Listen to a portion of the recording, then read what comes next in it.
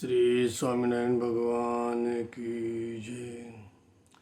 वंदे श्री पुरुषोत्तमं च परमं धामाक्षरं ज्ञानदं वंदे प्रागजिभक्तमेव मनगं ब्रह्मस्वरूपं मुदा वंदे यज्ञपुरुषदासचरणं श्रीयोगिराजं तथा वंदे श्रीप्रमुखं महन्तगुणिनं मोक्षाय भक्त्या सदा।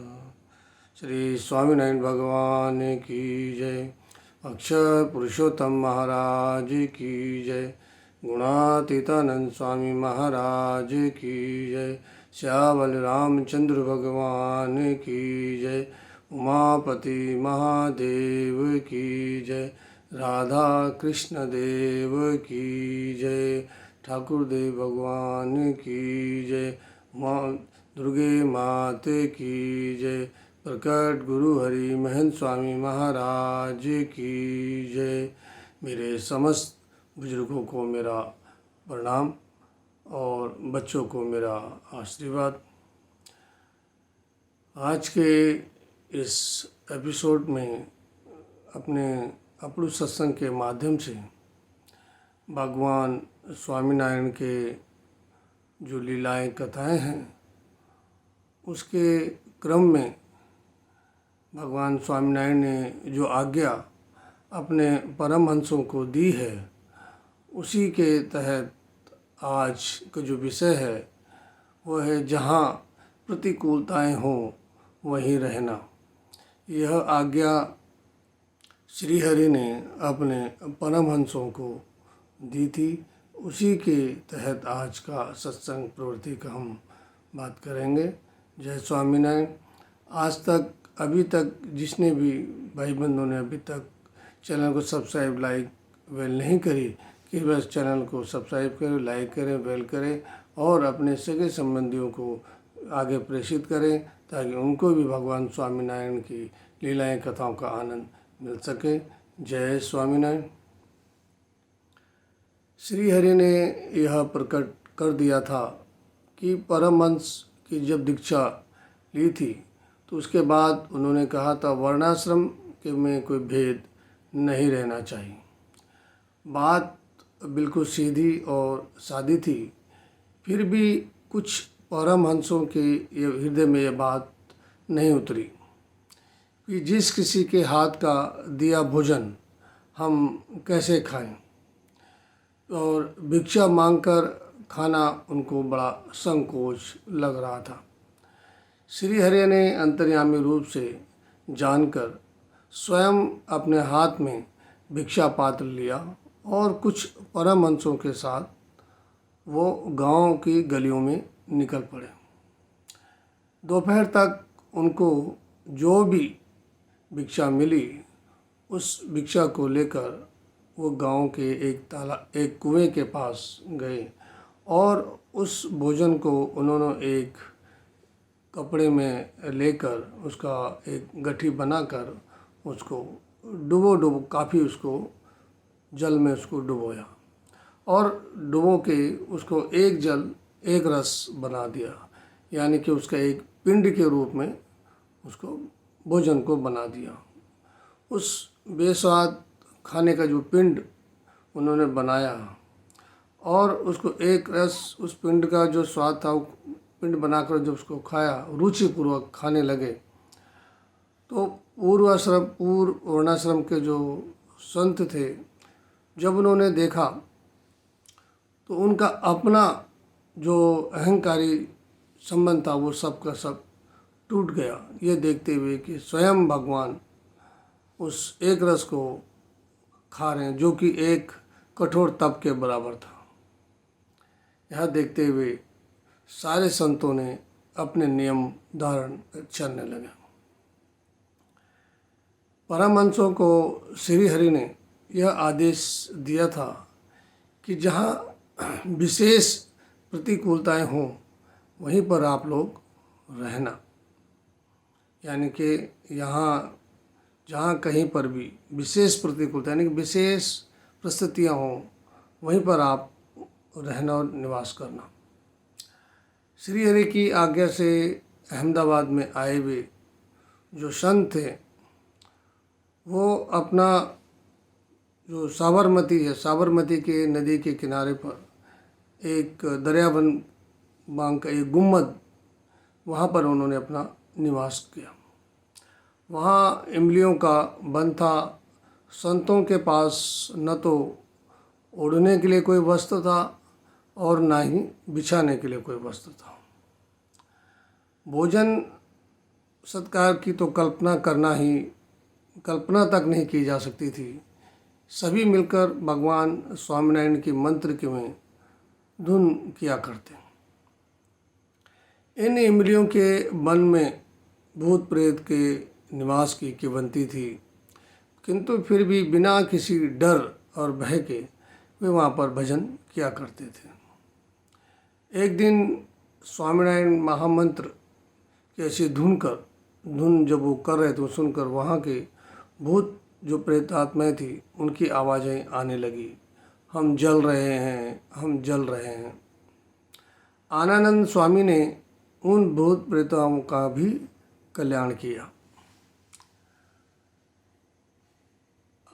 आनंद स्वामी पूर्व आश्रम में अयोध्या में एक बड़े मठ के महंत थे। अपने कई शिष्यों के साथ लेकर वो सौराष्ट्र की तरफ तीर्थ यात्रा पर निकले थे। तब माणावदर गांव में जब उनकी भेंट श्री हरि के साथ हुई थी, तो उनका इतना असर हुआ कि वो अपने मठ पर लौटे ही नहीं और अपने जो शिष्य थे उन सबको छुट्टी दे दी और श्री हरि ने दीक्षा देकर उनका नाम आनंद स्वामी रख दिया। वहाँ भूत प्रेत आत्माओं की चीत्कार सुनकर उनको आवाज़ दी, क्या ये गड़बड़ मत करो। भूत प्रेताओं ने रोते हुए कहा, हम क्या करें, हम कहाँ जाएं, रोने के सिवा और हमारे पास है ही क्या। स्वामी ने स्वामीनारायण महामंत्र से अभिभूत जल को हाथ में लेकर उन इमलियों के ऊपर छिड़क दिया और कहा कि तुम सब बद्रिकाश्रम में जाओ और वहाँ तुम्हें रोना नहीं पड़ेगा और भूत प्रेत की जो योनि है उससे आपको छुटकारा मिल जाएगा। उसी दिन से वहाँ भूत प्रेत आत्माओं का उपद्रव हमेशा के लिए शांत हो गया। श्री हरि के परमहंस भिक्षा के लिए शहर में जाते, वहाँ अनेक प्रकार के जो असामाजिक लोग उन्हें परेशान करते। जब वो भोजन मांगते, बहुत से लोग उनकी झोली में प्याज या साथ में अखाद्य यानी कि जो न खाने वाला भोजन हो उसमें वो डालते थे। कोई कूड़ा कचरा भी डाल देता था। किसी तरह से उन लोगों से बचकर वे अपनी झोलियों को लेकर नदी पर जाते। वहाँ पर उस नदी के जल से उस भोजन को शुद्ध करके एक रस करके जो पाव भर जो भी उनको मिलता उसका पिंड बनाकर खाते और फिर भगवान स्वामीनारायण की धुन प्रार्थना में लग जाते थे। पूरे दिन वो नंगे पैर घूमने के कारण उनके पैरों में जो पैरों के तले थे उन पर उनको छाले फफोले पड़ जाते थे। फिर भी वे आराम नहीं करते, न कोई औषध लगाते। वे कहते कि नंगे पैर चलने की श्री हरि ने हमें आज्ञा दी है और देह के लालन पालन में भी हमें अपना समय व्यर्थ नहीं करना है।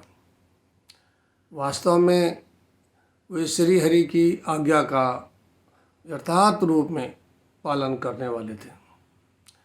एक बार श्री हरि कच्छ भुज में विराजमान थे तो वहाँ पर एकाएक उनके पैरों में कुछ छाले पड़ गए।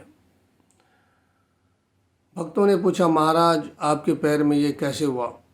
श्री हरि ने हंसकर मुस्कुराकर जवाब दिया कि मेरे परमहंसों के पैरों में छाले पड़ गए हैं, जो उनकी वेदनाएं मैं सह रहा हूँ, क्योंकि परमहंस मुझसे अलग नहीं हैं। संतों के साथ श्री हरि की एक आत्मा का अनुभव अनेक प्रकार से कई संतों को हुआ।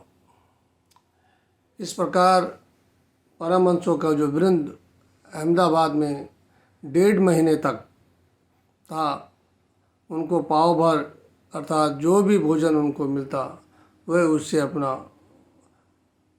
अन्न खाकर चलते और केवल उपवास करके ही वो दिन गुजारते थे। एक दिन परमहंसों ने श्रीहरि को पत्र लिखा कि लोगों द्वारा जो भिक्षा हमें मिल रही है वो भ्रष्ट और अखाद्य अन्न की भिक्षा मिल रही है। इसकी अपेक्षा तो ये है कि हम सतत उपवास करके रहें, जिसमें हमारा हितकारी है। अतः आप हमें उपवास पर जाने की आज्ञा दीजिए। श्री हरि ने उत्तर में उन्हें यह जवाब दिया कि हमारे जो परमहंस हैं उनको अन्न का त्याग नहीं करना, उनसे हमने बड़े बड़े काम करवाने हैं। और इस बार इस प्रकार उनकी आज्ञा चलती थी। एक बार इस शहर में किसी एक सेठ की मृत्यु हो गई। लगभग 1000 के करीब आदमी उसकी अंतिम यात्रा में उनके साथ उपस्थित थे।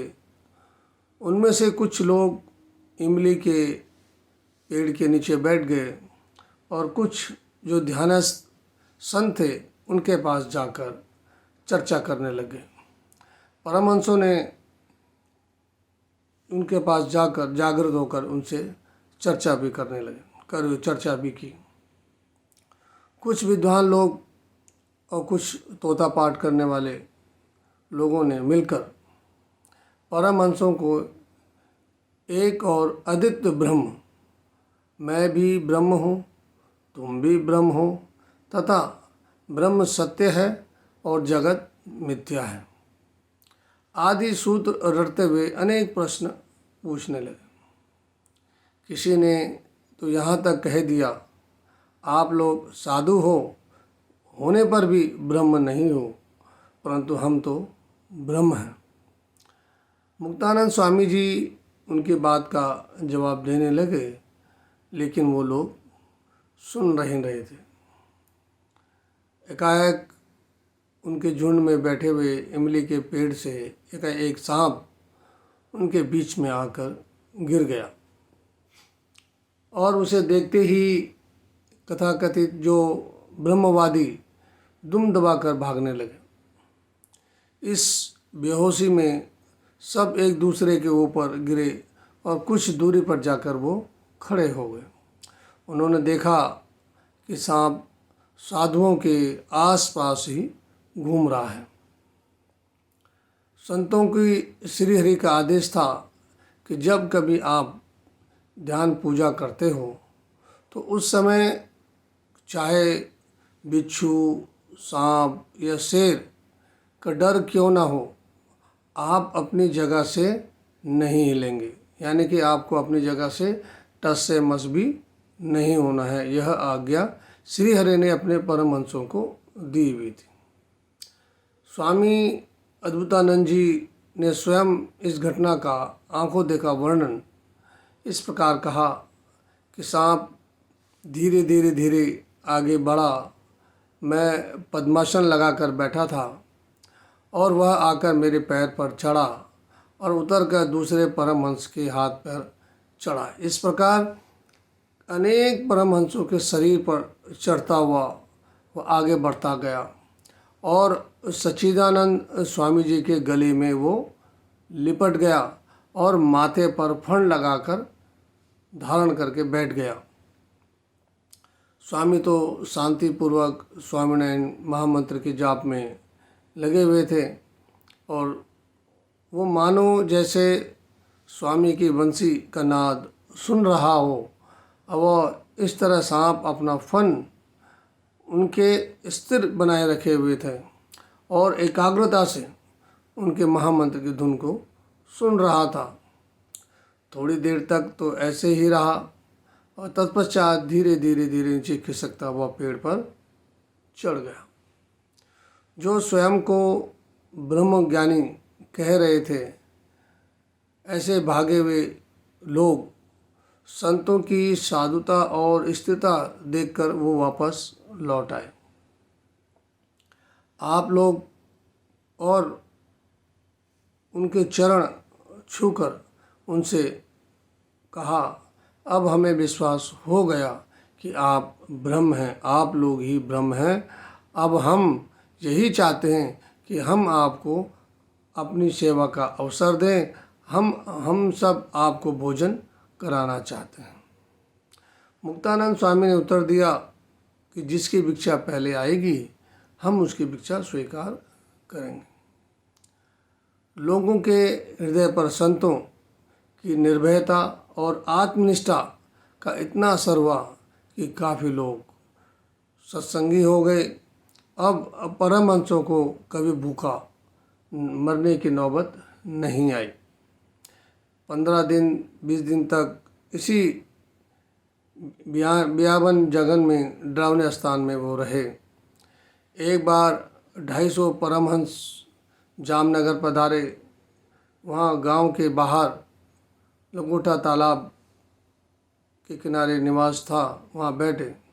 गांव में भिक्षा के लिए वहाँ जाते और वहाँ से ज्वार आटा और बाजरा रोटी की जो मिलती उनको, वही अन्न आदि कुछ जो कुछ मिल जाता, परमहंस को लेकर तालाब के किनारे जाते और भिक्षा को पानी में भिगोते और उसका पिंड बनाकर वो खा लेते।